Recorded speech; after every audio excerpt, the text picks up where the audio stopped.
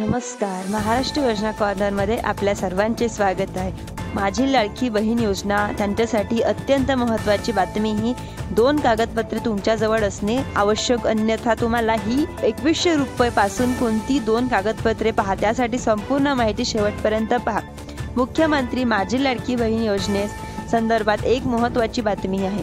लाडकी बहीण योजना म्हणून योजनेसाठी अर्ज करण्यासाठी अंतिम मुदत 15 ऑक्टोबरपर्यंत देण्यात आली होती. त्यानंतर 16 ऑक्टोबरला विधानसभा निवडणूक कार्यक्रमाचे घोषित झाले. आचारसंहिता लागली होती. तेव्हा आचारसंहितेच्या गटात संपल्यानंतर उर्वरित कर्जाची चाळणी प्रक्रिया लवकरच सुरू होणार आहे. त्यानंतर लाभार्थी महिलांची अंतिम यादी बनवण्यास येणार आहे. त्यावेळी यांच्यामध्ये त्रुटी आढळून आल्या आहे. त्या त्रुटी दूर करण्यासाठी अर्जदारांनी पुन्हा अर्ज भरावे असं सांगण्यासाठी आलं आहे. परंतु लाडकी बहीण नंतरही लाभ घ्यायचा असेल, कागदपत्रे आवश्यक आहे, तर तुमच्याकडे केवळ केशरी राशन कार्ड असणे आवश्यक आहे, किंवा हेही नसेल तर कुटुंबाच्या वार्षिक उत्पन्न हे 2.5 लाख रुपयापेक्षा कमी असल्याचे प्रमाणपत्र सादर करावं लागणार आहे. म्हणजेच अर्जदार महिलाकडे 15 वर्ष पूर्वीचे मतदान कार्ड किंवा रेशन कार्ड किंवा शाळेसाठी जन्म दाखला असणं आवश्यक आहे.